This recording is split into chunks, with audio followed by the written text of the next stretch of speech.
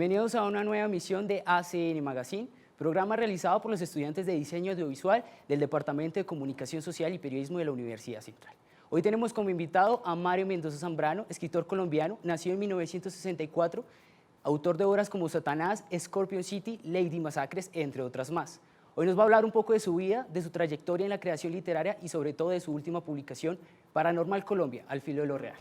Mario, muchísimas gracias por estar acá acompañándonos. Andrés, es un placer estar en el programa y un saludo a toda la audiencia. Bueno, yo creo que hoy tenemos muchas dudas, muchas preguntas. Queremos saber también un poco de usted.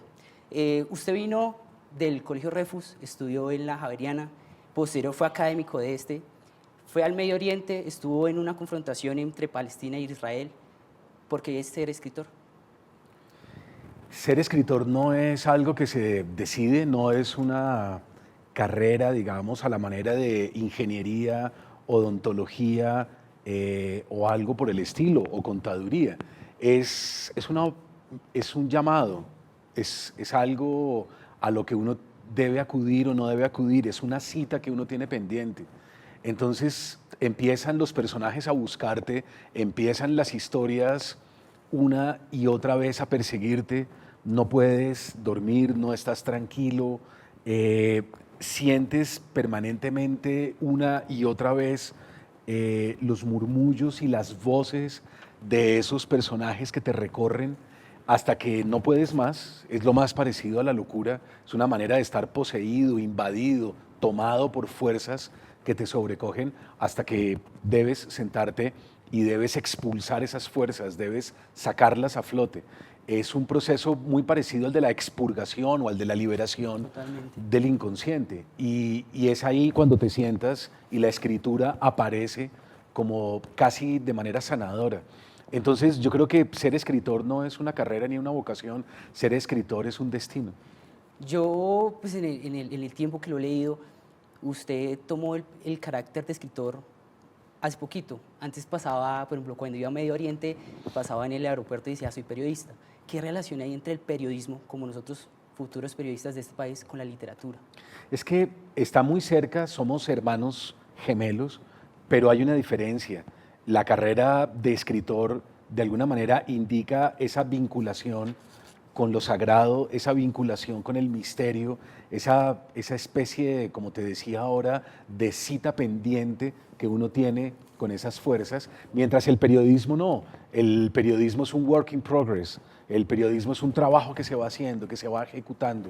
De alguna manera también es algo que permite tener experiencia y la experiencia va creciendo en la medida en que uno va avanzando. En cambio, la literatura no, la literatura pertenece al terreno del misterio y por eso ponerlo en un documento y firmar como escritor, la única manera para poder hacer eso es que la obra te respalde, tener una obra sólida que te permita decir soy escritor de verdad. Bueno, maestro, hoy presentamos un nuevo libro, Paranormal Colombia, al filo de lo real. Comenzamos con una frase de Lovecraft, lo real a veces siempre es lo irreal. ¿Por qué después de salir de ese realismo degradante, de contar esa hermosa Bogotá, de esas aventuras policíacas, nos metemos con lo paranormal ahora? Bueno, yo creo que lo paranormal, Andrés, ha estado a lo largo de toda la obra, ha estado desde los primeros textos, desde la ciudad de los umbrales o desde Scorpio City. Siempre hay un momento en el cual los personajes se ven abocados a una puerta, a una zona que cuando uno la abre, de repente ingresa en una realidad paralela, ingresa en un universo paralelo y uno ya no está seguro del principio de realidad. Los personajes puede ser por drogas, puede ser sencillamente por un ingreso en el misterio, pero siempre hay un instante en el cual pasan esa frontera e ingresan en esa zona de lo suprarreal. Y ahí hay unas subdivisiones, ahí hay una proliferación que no queda muy clara. Puede ser también por un trastorno psiquiátrico, puede ser por un estrés postraumático, mil razones pueden conducir al cerebro a abrir esa puerta. Pero yo creo que a lo largo de toda la obra siempre he tenido un pie por ahí en algún momento puesto del otro lado en lo paranormal. Yo recuerdo bien que cuando comencé a leer Scorpion City, que fue el primer libro que leí de usted, que me prestó una gran amiga, Yo me acuerdo que el personaje principal, Leonardo, escuchaba un programa de paranormal en las noches mientras investigaba el caso La hora del de misterio. La Hora del Misterio, Sí. donde hablaban muchas cosas de extraterrestres y es algo que queda súper claro. Me remito también a Lady Masacres, cuando estaba en el sanatorio, este personaje que en el sótano por allá había una persona que hacía parte con extraterrestres. Entonces creo que lo paranormal es de nosotros. Maestro, ¿lo paranormal en su vida está? Bueno, Andrés, escribir es de algún modo ingresar en realidades paralelas. Creo que cuando uno observa Don Quijote de la Mancha y lee con cuidado, una de las grandes lecciones de Don Quijote justamente es que aprende a abrir lo real. Sancho no entiende muy bien al comienzo de la novela y poco a poco se va dando cuenta que todo depende de la manera de ver, todo depende de la manera de percibir. Don Quijote es la gran lección de que la realidad no es una cosa que está dada, la realidad es algo que yo elijo. La realidad es algo que yo de alguna manera construyo.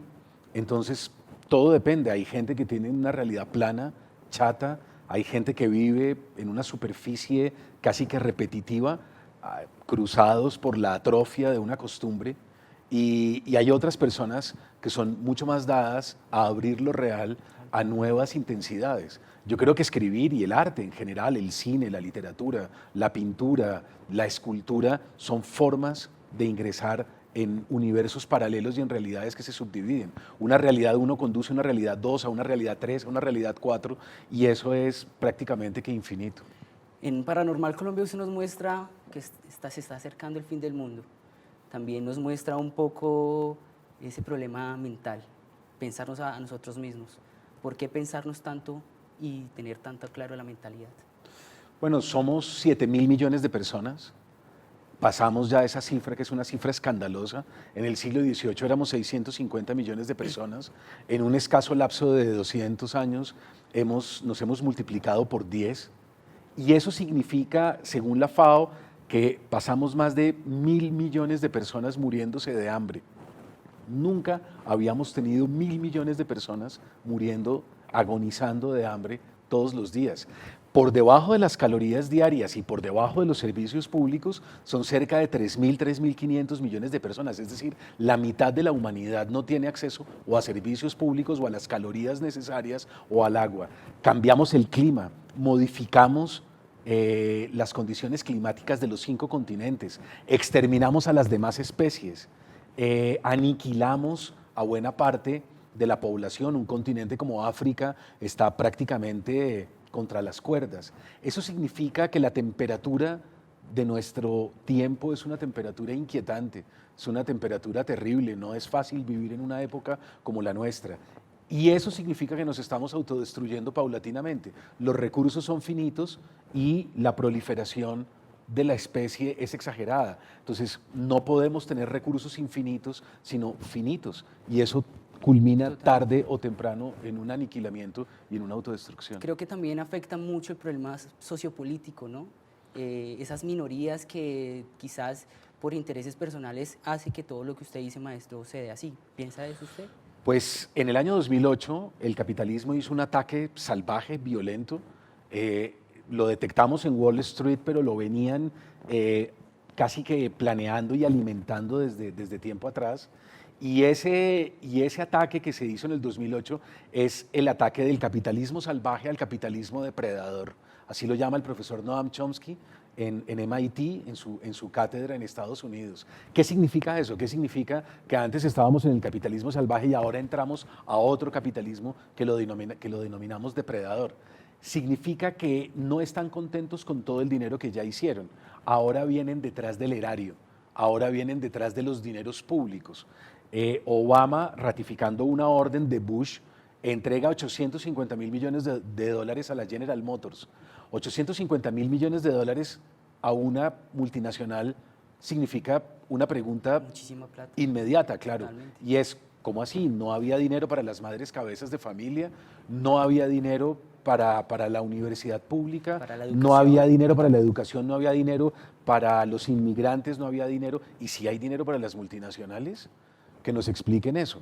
Entonces, eso significa capitalismo depredador. Nuestro dinero público, lo que pagamos en los impuestos, en el IVA, ahora van detrás de ese dinero.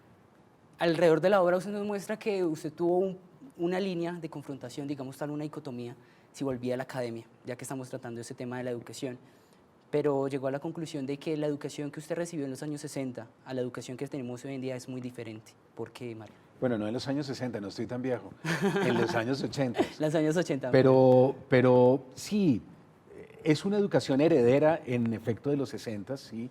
Es una educación heredera de mayo del 68, que es una educación de la contracultura, Total. una educación de la pregunta, de la inquietud. De la unidad. Y de alguna manera es una pregunta por salir de los estatutos de la oficialidad y del establishment, ¿verdad? Que es algo que hoy en día la universidad ya no tiene. Pasamos de una educación que pensaba en cómo criticar, vigilar al establecimiento, tanto de manera moral como de manera intelectual, como en todos los registros, a una educación regalada al establecimiento. Entonces, hoy en día, en realidad, yo creo que el futuro y el presente no se piensan en la academia. La academia ya no es la vanguardia de nada, la academia es la retaguardia. La academia se ha quedado atrás y es una empresa. Significa que su objetivo es el dinero, su objetivo es dinero constante y sonante mensualmente, unos rendimientos, una productividad. Funciona con las mismas lógicas empresariales de una fábrica de autos. Entonces tenemos una crisis muy fuerte y en parte yo creo que la crisis está relacionada con que muy pocos maestros dictan lo que aman. Son muy contados. La gran mayoría dictan clase como un negocio, como una manera de ganarse la vida, pero no porque amen y quieran profundamente su materia o sus materias. Creo que hay que resaltar eso. Yo creo que el placer y la pasión de educar se lleva en la sangre y como lo dices, hoy hay personas que lo hacen por cuestiones económicas. Maestro, ¿usted sintió miedo al sentir y al escribir Paranormal Colombia? Me la pasé muy bien, la verdad, es uno de los libros en donde me la pasé fantásticamente con los protagonistas, investigando, conversando, buscando de alguna manera un tono para el libro. Y yo creo que estábamos en deuda con el país porque el país es muy rico en matices, en imaginarios, y hemos estado atrapados en unas condiciones históricas que nos condenan a escribir casi que sobre lo mismo, a hacer crónicas sobre lo mismo, a hacer un cine también de alguna manera vinculado a ese realismo. Y yo creo que nos merecíamos un libro y como nos merecemos un cine, como nos merecemos una crónica y nos merecemos también unas artes plásticas que ausculten, viajen, naveguen, buceen por dimensiones desconocidas. Yo creo que lo fantástico, la ciencia ficción, la literatura de anticipación son géneros y subgéneros que valdría la pena abrirles camino en los próximos años.